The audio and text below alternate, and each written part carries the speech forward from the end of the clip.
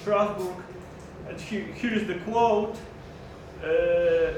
My personal view is that any institution has to actually have climate change, risk and protection of the environment at the core of their understanding of their mission. This is a quote from Christine Lagarde before, her acceptance as the new president and governor of the European Central Bank, and it is clearly visible right now that in her very agenda at the ECB, the issue of climate change is quite high. Here again, quote, but now from the very interesting and short document issued by ECB last January about ECB's monetary policy strategy review. Just one sentence from this document.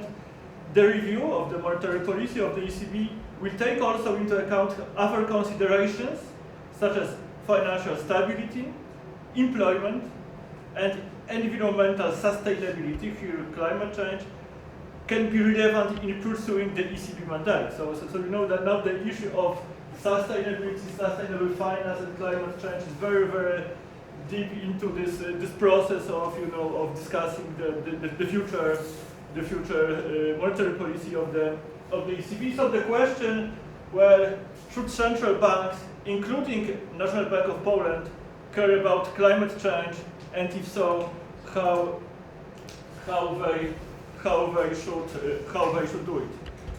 Of course, different central banks around the world have a very different mandate. Some, like Fed, for instance, Federal Reserve has a dual mandate, so price stability plus, the full employment. In case of Poland, according to Article 3 of the law of the National Bank of Poland, our goal is to maintain price stability, and if price stability is maintained, to help the government. Okay, so for sure, if we are to put emphasis now on the issue of price stability, definitely climate-related risks, impact supply conditions and consequently activated prices. Here, for instance, I would like to refer to the issue which is quite hotly debated right now in Poland. We have very, very high, well, relatively high, I would say, CPI 4.4, quite high. And due to many factors, one of the factors is that, food price inflation now in Poland is the highest in the European Union. And why food price inflation is the highest in Poland? Well, because we last year, for instance, we had a very strong rise in, for instance, vegetables prices due to permanent droughts we are facing in Poland, or of course other countries in Europe are also facing dry weather conditions. However, we have many problems in water management in Poland, so it's important. And also, transition towards carbon neutral economy is costly. It's very costly. So we have rising electricity prices, priced in Poland, and this trend is to be continued in the years to come. So for sure, climate change matters for price stability. So for sure, climate change matters or should matter for the reaction function of the Monetary Policy Council here in Poland. Second point I would like to mention is that, again, central banks, including NBP, should care about financial stability. And why we should care about financial stability? Because we should care about the smooth monetary transmission. Because without smooth monetary transmission, well, we have problems in pursuing monetary policy. And we have a number of risks related or climate-related risks for financial stability. Pierre mentioned many of this kind of risk. I would like just to list four extreme weather events. This is, of course, costs for insurers and, of course, banks, giving loans to affected companies. We have physical risks, so due to, again, extreme weather conditions, we can have, lower value. This can result, in lower value of financial assets. Of course, transition risks, for instance, depreciation, in case of Poland, for instance, of, to call it so-called brown assets, okay? And more generally, we have a general category of regulatory risks, so the very general impact of climate-related policies on markets and societies.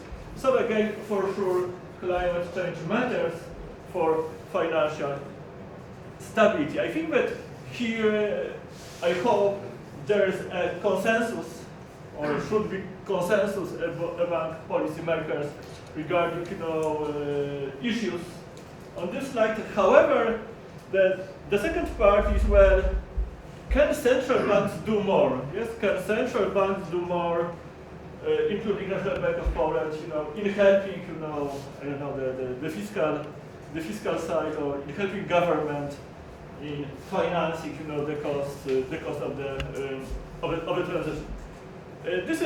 These are, of course, quite delicate issues, but still, I would like to mention quite a couple of them. So first, I would like to say that 2 years ago, at the request of the Monetary Policy Committee, because the monetary policy in Poland is very independent, because even the Monetary Policy Committee is somehow independent from the central bank, so we have a double independence. It's a very specific, legal framework that NBC is somehow independent from the NDP. So at the request of the Monetary Policy Committee 2 years ago, NDP, analytical departments of the National Bank of Poland, prepared a list of, I don't like the term non-standard instruments. I would prefer to say about instruments not previously used in Poland, because many of these instruments are constantly used, in Frankfurt, for instance. Okay? But we are very conservative, because in standard times, we do not need to use non-standard instruments. However, I think that so we have a document. Yes, we have a lot of work at the NDP occurred. So I think that we may consider an update to this document. Well, to start the debate how to somehow connect this issue of the monetary policy to the mandate of the central bank. I agree with Pierre that now it's everywhere you have this debate, but you should be well aware of that this is something new in Poland. To debate the role of central banks in greening of our economy. So we have government. We have relatively new Minister of Climate, so we have the government, talking a lot about a need how to green, the economy, how to green the fiscal policy. I think that we can somehow support the government also, in stimulating the debate. How can we green the monetary policy in Poland? However, also, you are probably well aware of the debate about, because in Frankfurt, yes, you have this QE programs, quantitative easing, and many experts are saying that maybe, central banks should start a kind to call green QE, yes, a kind of green quantitative easing. I'm quite skeptical, frankly speaking. I'm quite skeptical. I do not see, strong arguments for green QE, because, I think that in general, we can discuss it later, I think that in general, you know, purchasing riskier green assets would raise concerns, you know, regarding the quality of central bank portfolio. So it is a risky exercise.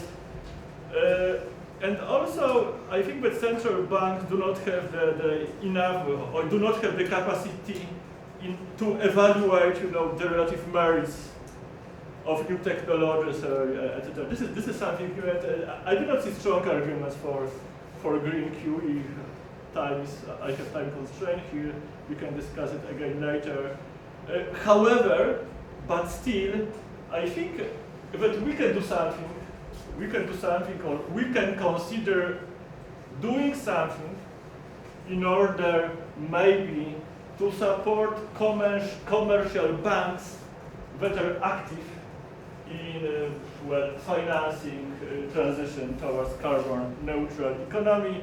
And here you have a citation from Nyborg's book about, you know, about the collateral frameworks we are using at central banks. So to quote, a collateral framework is a monetary policy tool that can be used by design or inadvertently to impinge on the role of markets.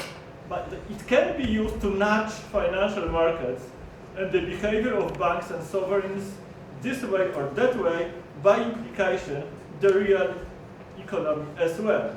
So what I think that you know, regarding our operational system we have here in Poland, this is a system in which we can use, you know, repo transaction between central bank and commercial